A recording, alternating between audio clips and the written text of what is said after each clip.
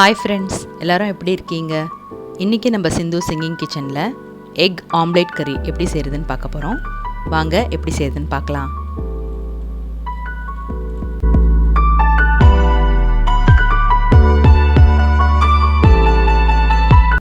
இப்போது தேவையான இன்க்ரீடியன்ஸ் என்னென்னு பார்த்துடலாம். இந்த மாதிரி முட்டையை அடித்து வச்சுருக்கேன், ஜிஞ்சர் கார்லிக் பேஸ்ட்டு, கருவேப்பிலை, 2 பச்சை மிளகா, கொத்தமல்லி, 2 தக்காளியை இந்த மாதிரி அரைச்சி வச்சுருக்கேன், ஜீரகம், சோம்பு, கடுகு, சில்லி பவுடர், தனியா பவுடர், சால்ட்டு தேவையான அளவு, Kashmiri chilli powder, pepper powder, மஞ்சத்தூள், இது ஒரு 1/2 கப் தேங்காய் துருவுனது, பெரிய வெங்காயம் பொடியாக அரிஞ்சது. இப்போ ஃபஸ்ட்டு நம்ம மசாலாவுக்கு இந்த தேங்காவை அரைச்சிக்கலாம்.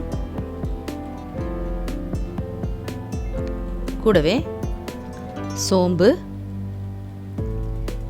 ஜீரகம்,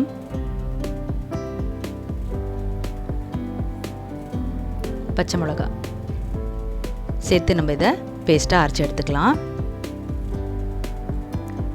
இப்போ ஒரு கடாயை ஹீட் பண்ணி எண்ணெய் ஊற்றி, எண்ணெய் ஹீட் ஆனதும் கடுகு, ஜீரகம், சோம்பு போட்டு தாளிச்சிடலாம். கடுகு ஜீரகம் பொரிஞ்சதும் பெரிய வெங்காயத்தை சேர்த்து நல்லா வதக்கிடலாம்.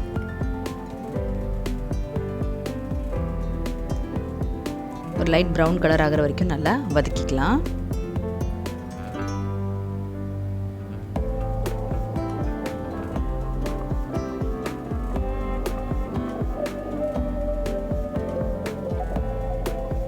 இப்போ நெக்ஸ்ட்டு கருவேப்பிலையை சேர்த்துக்கலாம்.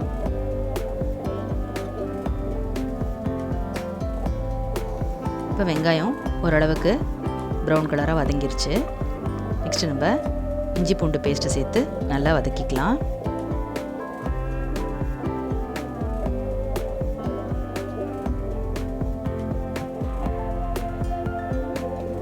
இப்போ தேவையான அளவு உப்பை சேர்த்துக்கலாம். அப்புறம் இங்கே எடுத்து வச்சுருக்கிற தூளுங்க எல்லாத்தையும் சேர்த்துக்கலாம்.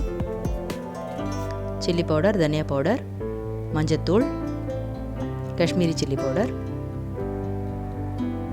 எல்லாத்தையும் சேர்த்து ஒரு 2 மினிட்ஸ் கிட்ட நல்லா வதக்கிக்கலாம். இப்போ நெக்ஸ்ட்டு நம்ம இங்கே அரைச்சி வச்சுருக்கிற தக்காளியும் சேர்த்து நல்லா மிக்ஸ் பண்ணிக்கலாம்.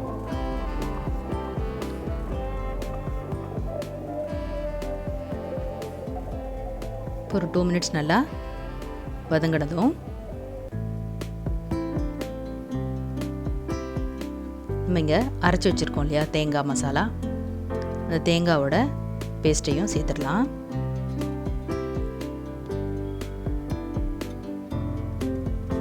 இப்போ இந்த கிரேவிக்கு தேவையான அளவு தண்ணியும் கொஞ்சமாக சேர்த்துக்கலாம்.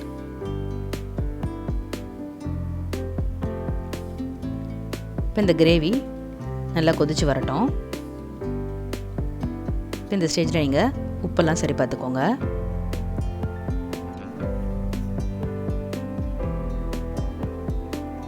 இப்போது நம்ம முட்டை ஆம்லேட்டுக்கு தேவையான முட்டையை நல்லா இந்த மாதிரி பீட் பண்ணி எடுத்துக்கலாம். பீட் பண்ண முட்டையில் அரிஞ்சு வச்சுருக்கிற பெரிய வெங்காயத்தை சேர்த்துக்கலாம். இதோட நல்லா மிக்ஸ் பண்ணிக்கலாம். இப்போ ஆம்லேட்டுக்கு தேவையான உப்பு, பெப்பர் பவுடர், சில்லி பவுடர், மஞ்சத்தூள் இது எல்லாத்தையும் சேர்த்து நல்லா அடித்து எடுத்துக்கலாம். கொஞ்சமாக கொத்தமல்லியும் தூவிக்கலாம். இப்போ இதை நல்லா பீட் பண்ணிக்கோங்க.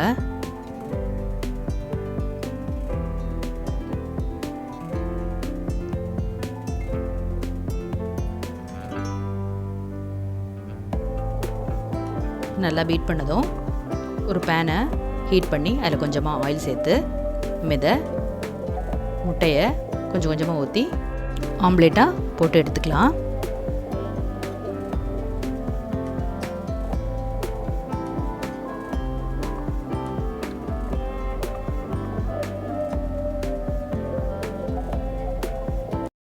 மழை தேடி நான் நனைவேன், சம்மதமா சம்மதமா, குடையாக நான் வருவேன், சம்மதமா சம்மதமா சம்மதமா, விரல் பிடித்து நகம் கடிப்பேன் சம்மதமா சம்மதமா, நீ கடிக்க நகம் வளர்ப்பேன் சம்மதமா சம்மதமா, விடிகாலை வேளை வரை என் வசம் நீ சம்மதமா, இடைவேளை வேண்டும் என்று இடை கேட்கும் சம்மதமா, நீ பாதி நான் பாதி என்றிருக்க சம்மதமா, என் உயிரில் சரி பாதி நான் தருவேன் சம்மதமா, என்னவோ என்னவோ என் வசம் நான் இல்லை, என்ன நான் சொல்வதோ என்னிடம் வார்த்தை இல்லை, உன் சுவாசத்திலே நான் சேர்ந்திருப்பேன், இந்நாயுள் வரை நான் வாழ்ந்திருப்பேன், என்னோடு நீயாக உன்னோடு நானாகவோ பிரியமானவனே.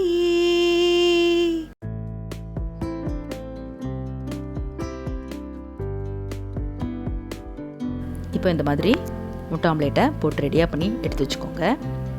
இப்போ கிரேவி நல்லா கொதிச்சிருச்சு. இப்போ இந்த கிரேவியில் நம்ம செஞ்சு வச்சுருக்கிற முட்டை ஆம்லேட்டை இந்த மாதிரி கட் பண்ணி வச்சுக்கோங்க. பீசஸாக கட் பண்ணி வச்சு நம்ம இந்த கிரேவியில் இதை போட்டுற போகிறோம். இந்த மாதிரி எல்லா பீசஸையும் கிரேவியில் போட்டு லைட்டாக மிக்ஸ் பண்ணி கொத்தமல்லி தூவி இறக்கிட வேண்டியது தான்.